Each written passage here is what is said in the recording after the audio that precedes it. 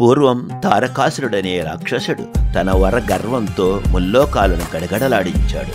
అతని ఆగడాలకు దేవతల సింహాసనాలు కదిలిపోయాయి. దిక్కుతోచని స్థితిలో దేవతలందరూ దేవేంద్రునితో కలిసి సృష్టికర్త అయిన బ్రహ్మదేవుని సభకు చేరుకున్నారు.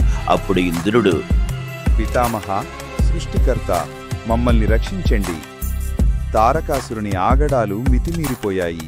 బ్రహ్మ కళ్ళు మూసుకొని గంభీర స్వరంతో, దేవేంద్ర, మీ ఆవేదన నాకు అర్థమైంది. శివపార్వతుల తేజస్సుతో జన్మించే కుమారుడు మాత్రమే వాడిని అంతమొందించగలడు. మీరు వెళ్ళి ఆ పరమేశ్వరుడిని ప్రార్థించండి. దేవతల ప్రార్థనలను మన్నించిన ఆ లోకనాయకుడు, కరుణామయుడైన పరమశివుడు లోక కళ్యాణం కోసం తన యోగ నిద్రను చాలించాడు. తన పాలాక్షరాన్ని తెరిచాడు. దాని నుండి ప్రచండమైన వెలుగుతో 6 అగ్ని కణాలు బయటకు వచ్చాయి. శివుడు గంభీరమైన స్వరంతో, వాయుదేవా, అగ్నిదేవా, ఈ దివ్య తేజస్సును గైకొని గంగానదికి చేర్చండి. శివుని పాలాక్షరం నుండి వెలువడిన 6 దివ్య తేజోకిరణాలను గంగమ్మ ఒడికి చేర్చారు. ఆ ప్రచండమైన వేడిని మోయలేక గంగాదేవి వాటిని శరవణమనే పవిత్ర సరస్సులోని రెల్లు పొదల్లోకి చేర్చింది. ఆ చల్లని నీటి స్పర్శతో ఆ అగ్ని కణాలు 6 అందమైన తేజోవంతమైన పసిబాలురుగా రూపాంతరం చెందారు. అదే సమయంలో అటుగా విహారానికి వచ్చిన 6 మృత్తికలు ఈ దివ్యబాలులను చూసి ఆశ్చర్యపోయి వారిని ప్రేమతో పెంచసాగారు.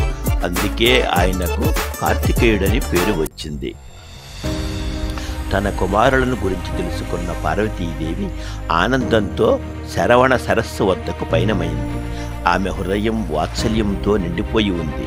ఆ మాతృమూర్తి ప్రేమగా 6గురిని ఒక్కసారిగా అక్కున చేర్చుకోగానే ఒక అద్భుతం జరిగింది.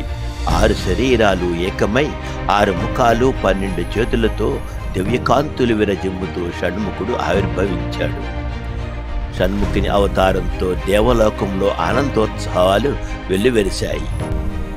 ఇంద్రుడు భక్తితో, షణ్ముఖ, దేవతలందరి తరపున నిన్ను మా సేనాధిపతిగా నియమిస్తున్నాము. కుమారా, ఈ వేలాయుధం నా శక్తి స్వరూపం.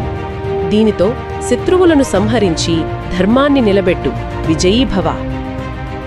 దేవసేనాధిపతిగా బాధ్యతలు స్వీకరించిన సుబ్రహ్మణ్యుడు రాక్షస సైన్యంపై దండెత్తాడు.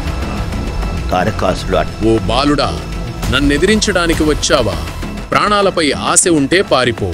తారకాసురా, నీ పాపపు లోకాన్ని అంతమొందించడానికే నా అవతారం. ఇది నీ చివరి యుద్ధం. తారకాసుర సంహారంతో ముల్లోకాలకు శాంతి లభించింది. దేవేంద్రుడు కృతజ్ఞతాభావంతో తన కుమార్తె అయిన దేవసేనను కుమారస్వామికి ఇచ్చి వైభవంగా వివాహం జరిపించాడు. ఆ తర్వాత స్వామి భూలోకములోని గిరిజన రాకుమారి అయిన వల్లిని ప్రేమించి ఆమెను కూడా పరిణయమాడాడు. ఇలా 2 దేవేరులతో కొలువుదీరి సుబ్రహ్మణ్యేశ్వరుడు భక్తులను కరుణిస్తున్నాడు.